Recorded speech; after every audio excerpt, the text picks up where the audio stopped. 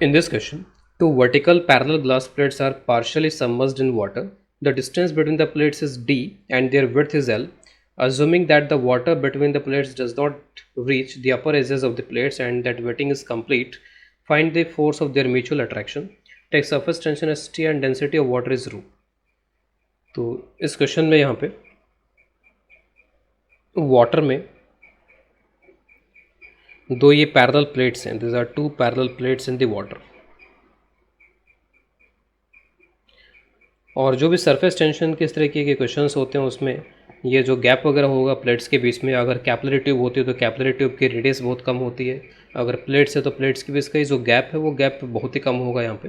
तो gap is narrow. तो जब भी यहाँ पर इस तरीके से वाटर रहेगा तो इसका कुछ राइज हो जाएगा यहाँ पे. तो राइज हो जाने के बाद में it will form A meniscus. कुछ इस तरीके का मेनिस्कस फॉर्मेशन हो जाता है. तो वाटर जो है वो कुछ इस तरीके से आ जाएगा. अगर इसका एक 3D व्यू यहाँ पर देखा जाए कि 3D में यहाँ पर एक इस तरीके का दिखाई दे रहा है तो we can treat it like this. कुछ इस तरीके से आप इसको थोड़ा आगे बढ़ा करके ऐसे देख सकते हो. तो थोड़ा सा एक 3D व्यू में यहाँ पर देने की कोशिश कर रहा हूँ इसमें, जिससे हम बेटर इसको विजुलाइज कर पाएँ. और ये जो इस तरीके का मेनिस्कस है वो सिर्फ यहाँ पर एक लाइन जैसे यहाँ दिख रहा है, लेकिन ये पूरा यहाँ से यहाँ तक पीछे की तरफ कंटिन्यू हो रहा है. It is continuing like this. कुछ इस तरीके से यहाँ पर जो मेनिस्कस है वो पीछे तक यहाँ पे ऐसे कंटिन्यू हो रहा है. यहाँ पर आप ऐसा इमेजिन कर सकते हो कि एक सिलेंड्रिकल सरफेस टाइप का यहाँ पर ये फॉर्म हो रहा है. It is like a cylindrical surface. Suppose h height तक यहाँ पर जो वाटर है वो वाटर यहाँ पे राइज कर चुका है. ये L दिया गया, this is L. Suppose h height तक यहाँ पर ये वाटर राइज किया है और ये जो डिस्टेंस बिटवीन द प्लेट्स ये d के इक्वल हो जाएगा इसमें. इस सरफेस को एक बार मैं यहाँ पर अलग से बना के एक बार दिखा देता हूँ. तो इस सरफेस को अलग से बना के अगर मैं यहाँ पर दिखाऊँ तो this surface is something like this. कुछ इस तरीके का यहाँ पर है. ये एक सिलेंड्रिकल टाइप का सरफेस रहेगा यहाँ पर ये थ्रू आउट. और ये पीछे की तरफ इस तरह से एक्सटेंड हो रहा है जो डायग्राम में 3 डायग्राम में भी विजिबल है. तो it is extending something like this. कुछ इस तरीके से यहाँ पर इट इज़ एक्सटेंडिंग. पीछे की तरफ इसको आप ऐसे दिखा सकते हो. It is something like this. It is going something like this. कुछ इस तरीके से जा रहा है यहाँ पर. तो जस्ट इमेजिन करने के हिसाब से दिस इज़ सिलेंड्रिकल सरफेस. एक सिलेंड्रिकल टाइप का यहाँ पर ये सरफेस बन रहा है इसमें. तो सबसे पहले तो हम लोग यहाँ पे देखने की कोशिश करते हैं कि ये जो h है वो h यहाँ पर कितना होगा इसमें. तो let us first find this h कि ये जो कैपिलरी राइज टाइप का है यहाँ पर तो ये कितना होगा यहाँ पर इसमें. और इसको कैलकुलेट करने के लिए मैं यहाँ पर इसमें इसका फ्री बॉडी डायग्राम बना रहा हूँ. तो ये जो सारा वाटर है जो राइज किया है उस सारे वाटर का मैं फ्री बॉडी डायग्राम बना रहा हूँ. तो जस्ट मैं 2D में ही यहाँ पर इसको ड्रॉ कर रहा हूँ. तो इट इज़ लाइक दिस. तो मैं इतना ये जो पार्ट है यहाँ पे इस पार्ट का फ्री बॉडी डायग्राम बना रहा हूँ. और ये जो यहाँ पे ऐसा कर्वेचर और ये दिखाया गया यहाँ पे तो ये वैसे बहुत ही कम होता है. ठीक है. तो डायग्राम को थोड़ा लार्ज स्केल पे बनाया गया, एक तरीके से जूम करके बनाया गया. तो कुछ ऐसा यहाँ पे दिख रहा है. अदरवाइज़ ये जो सैगिंग टाइप का यहाँ पर दिख रहा है वो काफ़ी कम होता है. ऑलमोस्ट एक रेक्टेंगल टाइप का क्रॉस सेक्शन माना जा सकता है कैलकुलेशंस पर्पज़ से. अब इस पर मुझे फोर्सेस दिखाने हैं. तो फोर्सेस आप किस तरीके से दिखाओगे इस पर. तो एक तो सरफेस टेंशन के फोर्सेस. तो सरफेस टेंशन के फोर्सेस तो यहाँ पे सरफेस टेंशन के फोर्सेस अलोंग द सरफेस कुछ इस तरीके से यहाँ पे लग रहे होंगे. तो सरफेस टेंशन के सिर्फ जो फोर्सेस हैं this forces are like this. और ये फोर्सेस बिल्कुल वर्टिकल लग रहे हैं यहाँ पर क्योंकि वाटर और ग्लास का कॉम्बिनेशन, वाटर ग्लास के कॉम्बिनेशन में यहाँ पर हम जो एंगल ऑफ कांटेक्ट है थीटा उसको 0 डिग्री मान के चल रहे हैं. जैसे मान लीजिए कि यहाँ पर ये अगर ये दो प्लेट्स हैं और इस तरीके से अगर ये वाटर राइज कर रहे हैं यहाँ पे तो होता है यहाँ पर ये कि this is the contact angle. एक टेंजेंट आप इस वाटर सरफेस पे यहाँ पे ड्रॉ करते हो और एक टेंजेंट कंटेनर पे ड्रॉ करते हो ग्लास पे और ये एंगल कांटेक्ट एंगल हो जाता है. और जो सरफेस टेंशन का फोर्स है जब मैं इसको अलग करता हूँ यहाँ से तो कुछ इस तरीके से एक्ट करेगा अलॉन्ग दिस सरफेस. तो सरफेस के अलॉन्ग यहाँ पर सरफेस टेंशन का फोर्स होगा. लेकिन क्योंकि थीटा 0 डिग्री है तो थीटा 0 डिग्री है तो सपोज़ कीजिए कि ये जो लाइन है वो टर्न हो जाती है और वो बिल्कुल इसके अलॉन्ग हो जाती है. ऐसे कह लीजिए कि वर्टिकल हो जाएगा. या फिर जो कंटेनर के सरफेस है उसके अलॉन्ग ही यहाँ पर ये सरफेस टेंशन का फोर्स हो जाएगा. तो सरफेस टेंशन का फोर्स पूरे इस लाइन पे यहाँ पर लग रहा है इसमें. और इस पूरे लाइन की जो लेंथ है वो L के बराबर है. तो ये जो पूरी लेंथ है इस पर T इंटू L के बराबर हो जाएगा. ये जो पूरी लेंथ है इस पर यहाँ पर T इंटू L के इक्वल हो गया. तो this are the forces due to surface tension. बाकी के फोर्सेज यहाँ पर तो इसका खुद का वेट होगा. जो वेट यहाँ पर हो जाएगा वो डेंसिटी को वॉल्यूम से मल्टीप्लाई करना पड़ेगा. तो ये जो सामने क्रॉस सेक्शन दिख रहा है इसका एरिया कितना होगा. तो एरिया हो जाएगा यहाँ पर ये h और यहाँ पे डी। तो जैसे मैंने बताया था एक रेक्टेंगल टाइप का यहाँ पे लेके चल सकते हैं। तो approximately we can take it as a rectangle of area H into D. ये डी है यहाँ पर और ये हाइट जो है वो एच के इक्वल हो गया, और अंदर की तरफ की जो लेंथ है, इनर लेंथ है, वो एल के बराबर है। तो ये तो हो गया वॉल्यूम। वॉल्यूम को जिसे ये पूरे को जिसे मल्टीप्लाई किया तो इट विल गिव वेट। इसके अलावा प्रेशर फोर्सेस भी हैं यहाँ पर। तो प्रेशर यहाँ पे तो क्या हो जाएगा, एटमॉस्फेरिक प्रेशर। तो एटमॉस्फेरिक प्रेशर और जो प्रोजेक्टेड एरिया है, प्रोजेक्टेड एरिया आप यहाँ पर इमेजिन कर सकते हो कि इसका जो प्रोजेक्टेड एरिया होगा इस तरीके का एक रेक्टेंगुलर एरिया यहाँ पर ही बन जाएगा। This is the projected area. और जैसा प्रोजेक्टेड एरिया ऊपर में दिख रहा है आपको, वैसा ही यहाँ पर इस सरफेस पे भी हो जाएगा। यहाँ पर आप प्रेशर का फोर्स दिखाओगे। अब ये जो पूरा यहाँ पर ये जो लेवल है, इस पूरे लेवल पे जो प्रेशर है वो एटमॉस्फेरिक प्रेशर होगा। यहाँ पर भी जो बाहर प्रेशर ये एटमॉस्फेरिक प्रेशर होगा। तो यहाँ से जो फोर्स लगेगा this is P not into A. वो एरिया यहाँ पर आप लिख सकते हो एरिया कितना होगा। तो ये जो लेंथ है वो एल के बराबर है और ये जो लेंथ है वो डी के बराबर है। तो जो एरिया होगा वो एल और डी कुछ इस तरीके का हो जाएगा। तो जस्ट मैं उसको ए लिख देता हूँ यहाँ पे। तो यहाँ से जो फोर्स लगेगा पी नॉट इंटू ए, और यहाँ पर भी प्रेशर जो है पी नॉट के बराबर ही है। एक्चुअली हो क्या रहा है यहाँ पे कि यहाँ पे जो प्रेशर है पी नॉट है, और फिर ये कॉनकेव वाला पार्ट है, आप कॉनकेव से कॉन्वेक्स की तरफ आ रहे हो तो प्रेशर थोड़ा सा डिक्रीज़ हो जाएगा यहाँ पे। तो यहाँ से यहाँ प्रेशर डिक्रीज़ होगा, फिर आप एच और नीचे जा रहे हो, तो एच जब नीचे जा रहे हो तो प्रेशर और इंक्रीज़ हो रहा है।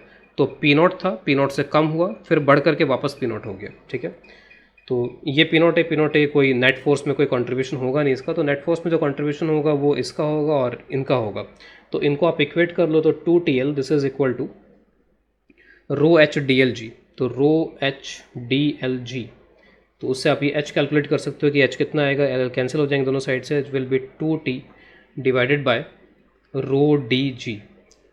तो इस केस में जो कैपिलरी टाइप का जो राइज है वो राइज यहाँ पर इसमें इतना हो जाएगा।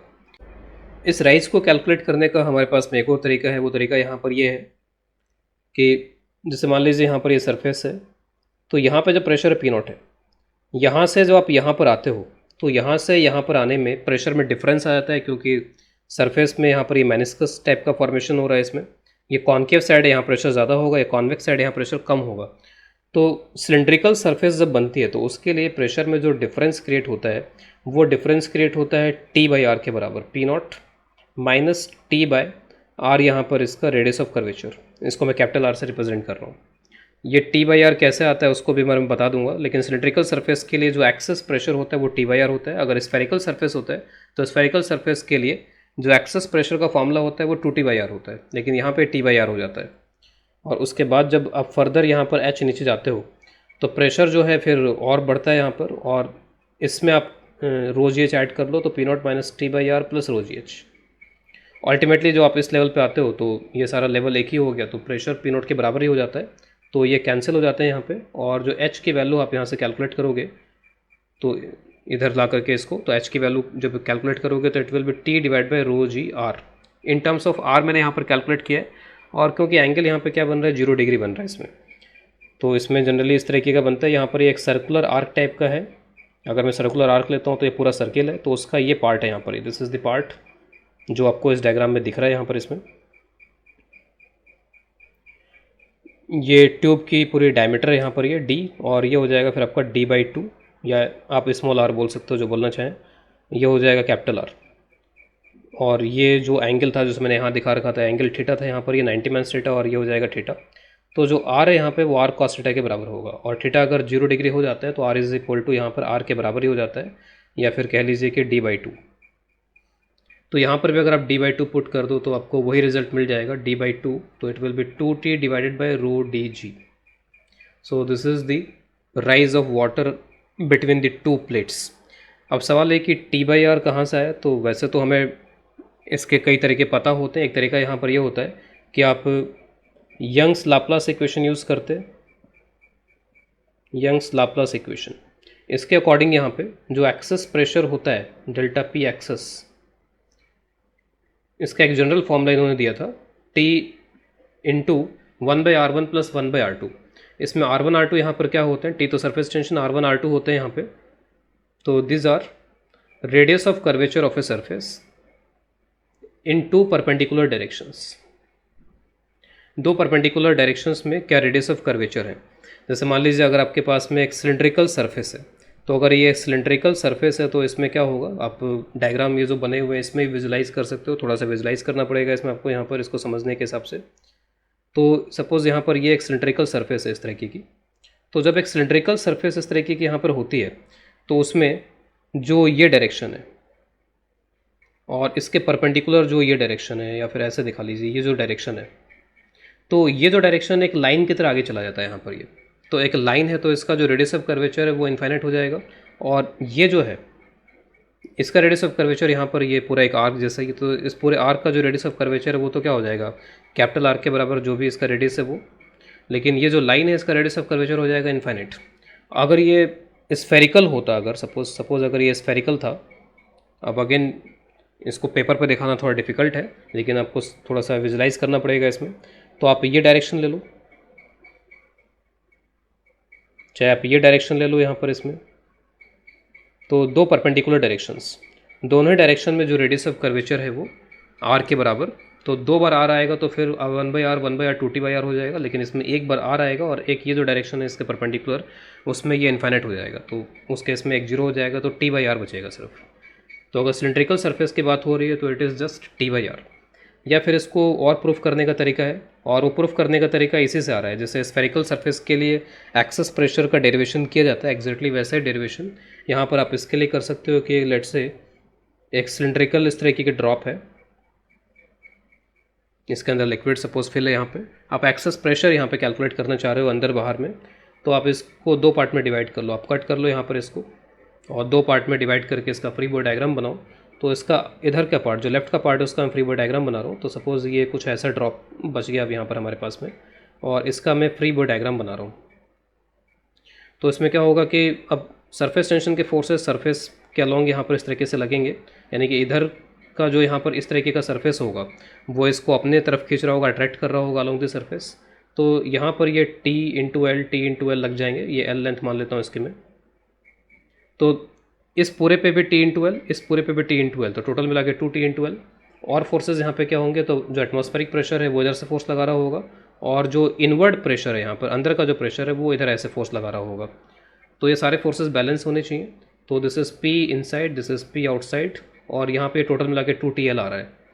तो 2TL ये तो हो गया टूवर्ड्स राइट, टूवर्ड्स राइट एक तो P0 भी होगा, तो P0 अब किस एरिया से आप मल्टीप्लाई करोगे, तो जो प्रोजेक्टेड एरिया है वो इस तरीके का जो रेक्टेंगल यहाँ पे दिख रहा है, ये रेक्टेंगल एरिया हो जाएगा प्रोजेक्टेड एरिया, तो L लेंथ और ये लेंथ हो जाएगी 2R, तो 2R/L ये हो जाएगा यहाँ पे, और टूवर्ड्स लेफ्ट यहाँ पर P इन 2R/L, उसी तरीके से प्रोजेक्टेड एरिया,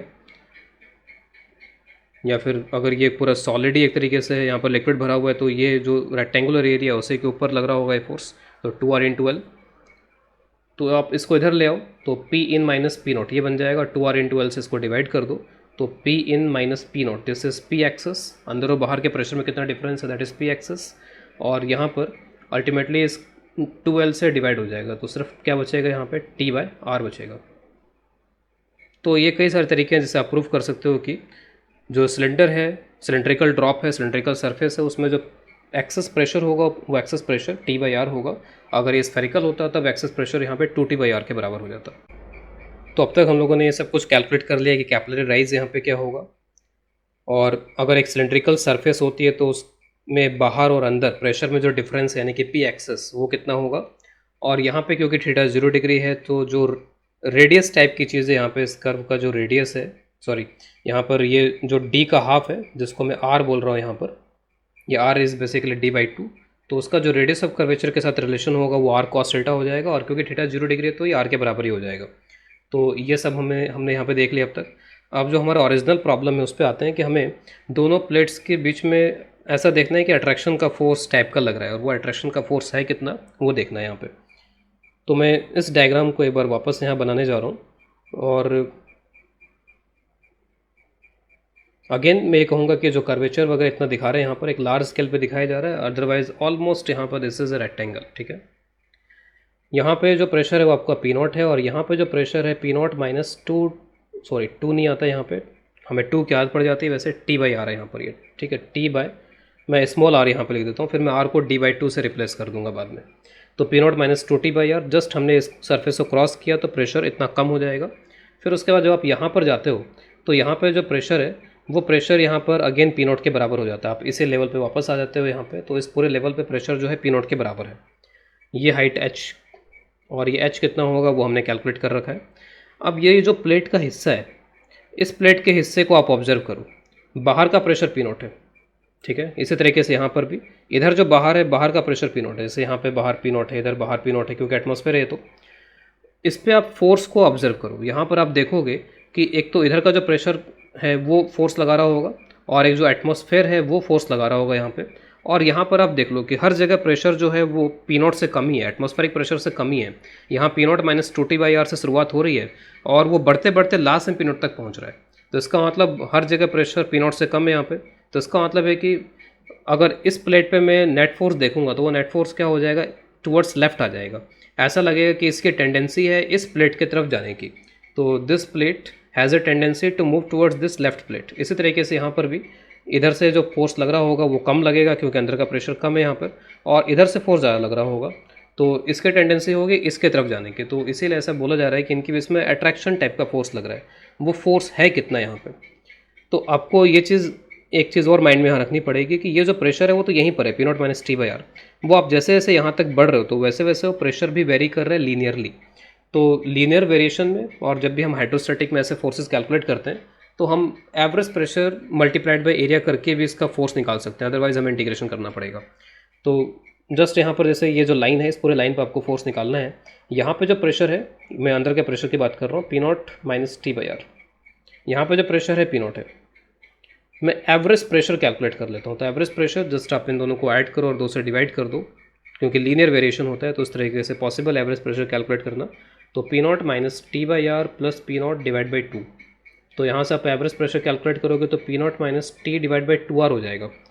2R को अब अच्छा रहेगा कि हम D से रिप्लेस कर दें यहाँ पे, तो it will B P naught minus T/D। तो एक तरीके से इफेक्टिवली जो प्रेशर है इस पूरे एरिया के ऊपर वो है पी नॉट माइनस T/D।